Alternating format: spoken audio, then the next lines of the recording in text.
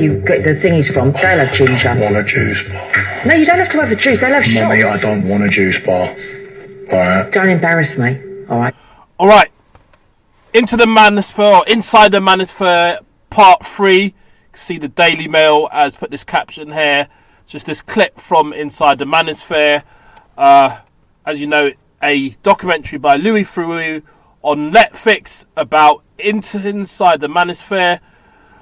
Please make sure you like, share, comment and subscribe. But anyway, I had somebody on my channel earlier on today saying, oh, you gave a lot of disclaimers in the last one. I'm only going to give one in this one. These lot ain't me. And that's it. But obviously I gave the disclaimers that I did. But yeah, we'll move on anyway. But the point is, I just want to look at the characters in this particular video today. So we've got Hstikkytokky here with his mum, saying that he doesn't want a juice bar, which is quite a interesting sort of contrast to, you know, teaching men how to be men, I suppose, when you're considering he is, you know, when you're being told by your mum is you're kind of like in a like sort of childlike state, but then you're meant to be leading men. But in any event, that was part of what was happening there. So in terms of the characters in it, you had Sneako, you had Hstikkytokky, you had Myron Gaines, you also had I think there's what's the guy called, Justin. I'm gonna go for it in a minute. Look, if I take a girl on a date, one of the questions. Then you had this Justin chap, and they referred to Andrew Tate, and that's basically what we had. But since that show has happened, you've had a lot of reactions, and I was actually particularly interested to hear some reactions from women on this. Hopefully, there's no audio of this, and no music with this one. But let's hear. Has anyone else watched the Inside the Manosphere documentary on Netflix? Big up Coach Janelle. Big up Coach Janelle XOXO. Let's see what she's got to say about this. In some ways, I kind of understand them. At the root of all of it is that they just want to feel seen. So the fitness, the wealth, the flashiness, all of it. So this lady is saying she basically hearing what they're saying. Interesting. Is because they don't like feeling invisible. One of their main talking points is that women can be seen as valuable simply for their looks, but that doesn't automatically happen for men. And honestly, I can kind of get why that would be frustrating. She seems to be agreeing with them to some extent.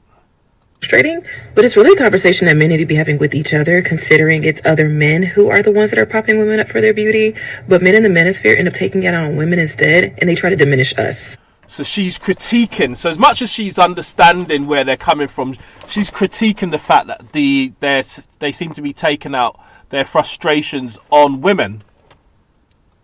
But I digress. Now, what gets me is that they do want something genuine.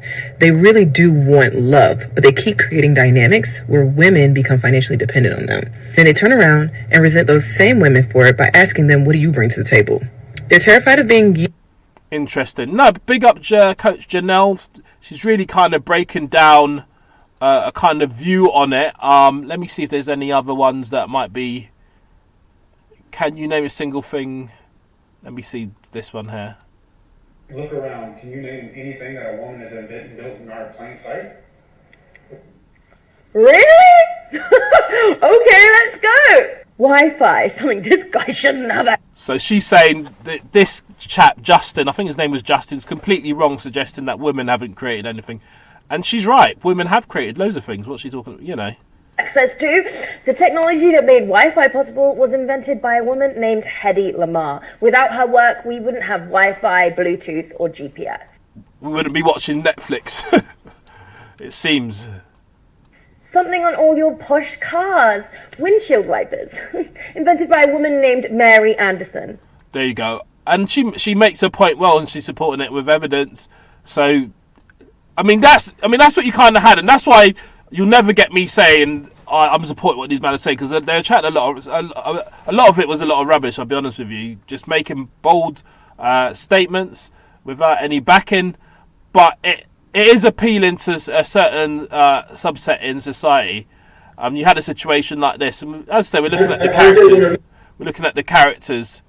And I did a video earlier on Angie questioning her relationship. I know there's been some other videos about Angie that have been causing the internet. And I'll be honest with you, just on that point, that Angie point, there's some suggestions that, you know, she might have done some questionable tweets in the bot. My problem is, and the reason why I'm not really going to go into it, is because I haven't seen the original tweets. And we live in the age of AI, and the problem is, I can't say, oh, she posted a particular thing if I hadn't seen her original tweet. It's a difficult thing, and I don't think internet way back works with Twitter as it was. But yeah, there's allegedly some questionable tweets from Angie. But let's hear what. This is when Angie was questioning their relationship. Mix things up between you, right? But yeah, but we were talking about in the future that maybe there's a world where you would have more than one wife. So Louis said to him, "You'd have in a world where you'd have more than one wife." And then Angie's kind of looking at him, and she also said, as I said in that other video, that she wouldn't. She didn't want to be in the documentary, but she had already signed the release papers. And she asked them, "Can I not be in it?" And well, she's in it basically. That's what's happened. But she had signed a contract or something along those lines, or some paperwork. She understands that. She knows that could potentially come down in the future. What did you say about that? I don't know. Yeah, she didn't know. So Myron, that was nonsense, my bro. That was absolute nonsense. She wasn't on your side with that one. And then you had what's Angie saying here? I really think in a weird way I have to thank Louis theroux, because somehow his questions kind of like made me question myself. I'm not quite sure how it took a whole massive documentary from multi-billion-pound Netflix, but you never know what makes an impact in your life, you know? She's saying it made her question herself.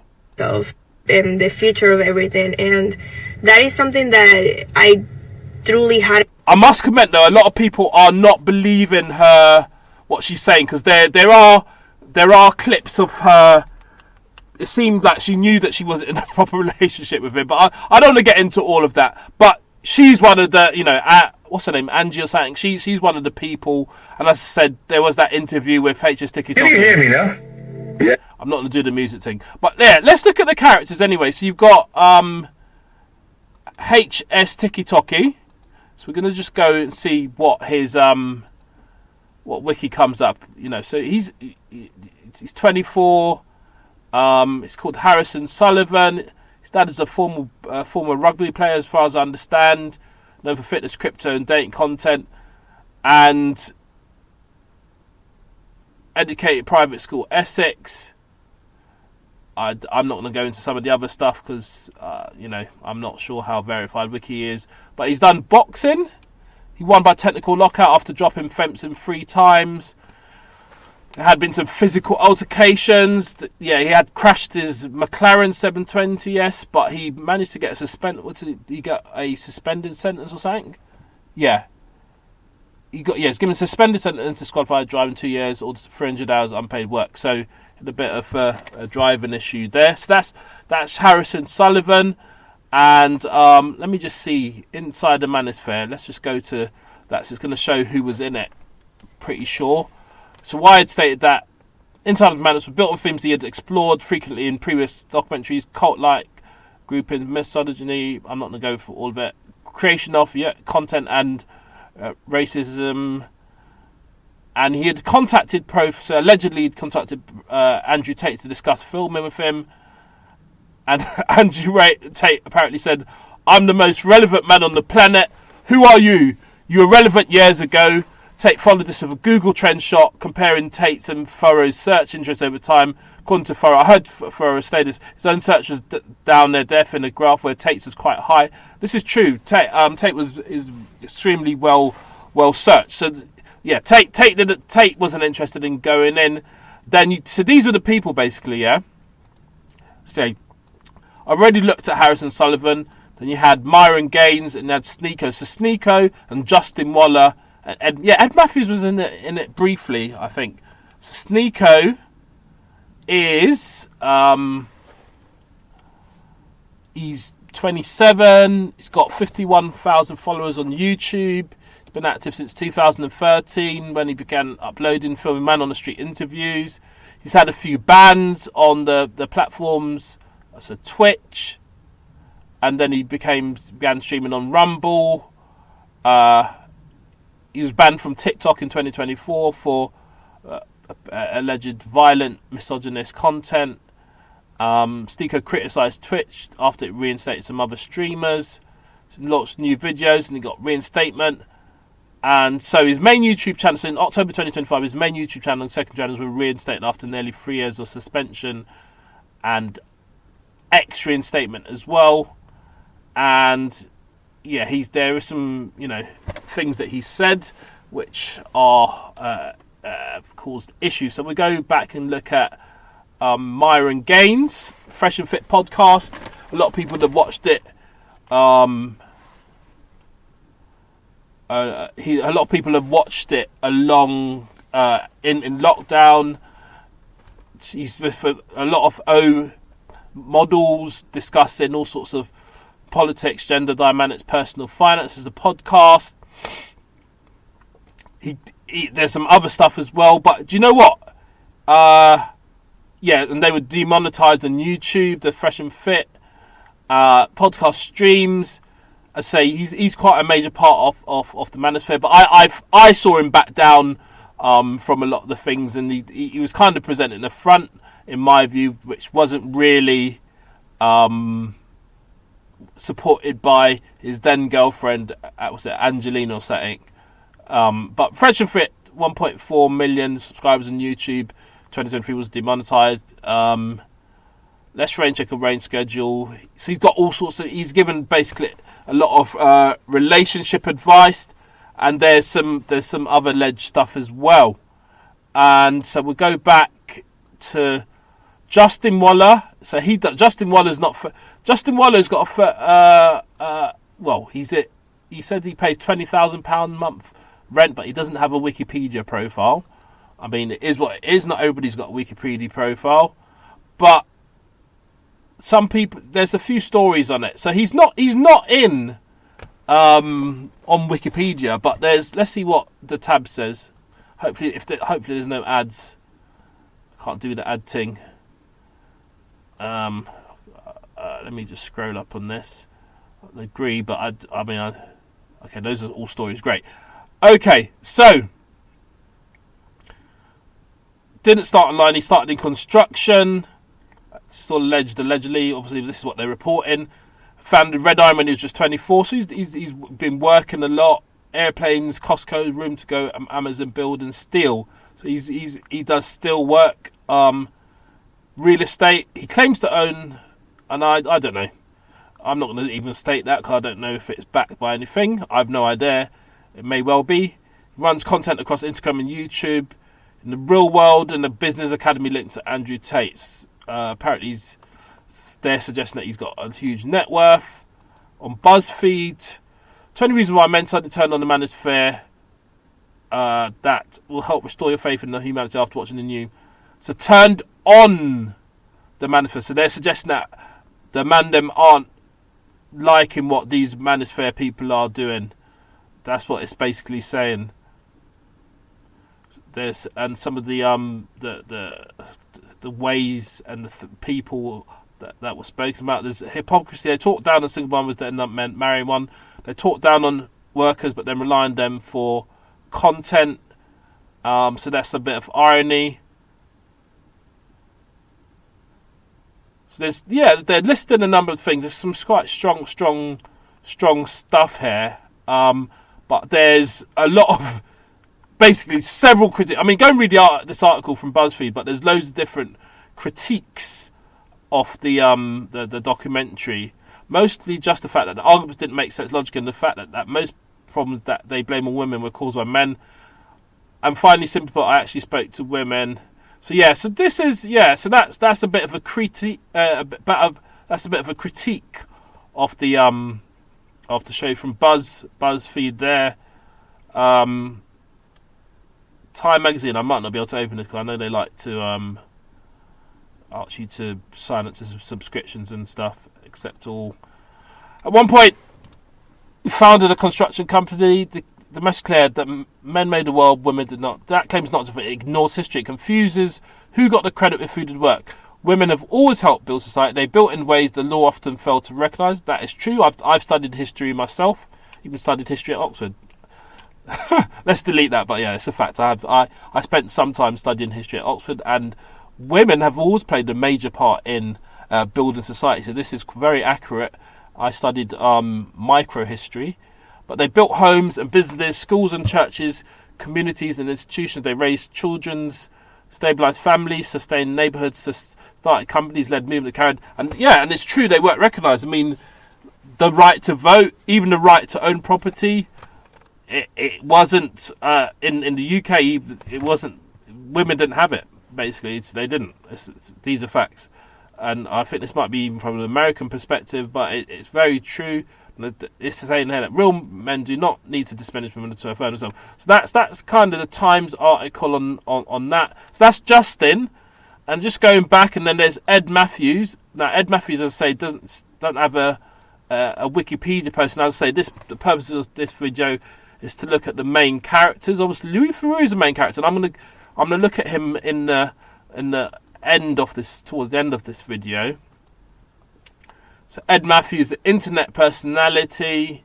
He's from the UK, I think. I mean, I don't have his wiki, so I don't have too much detail, but videos on TikTok and YouTube.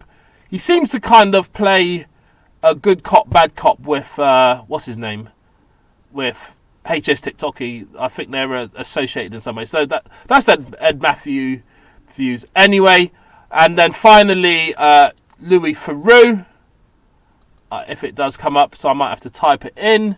Louis Theroux's done numerous documentaries over many years, decades even. He's a famous, as much as Andrew Tate doesn't rate him. Louis Theroux is firm, he's firm, cemented in the documentary space.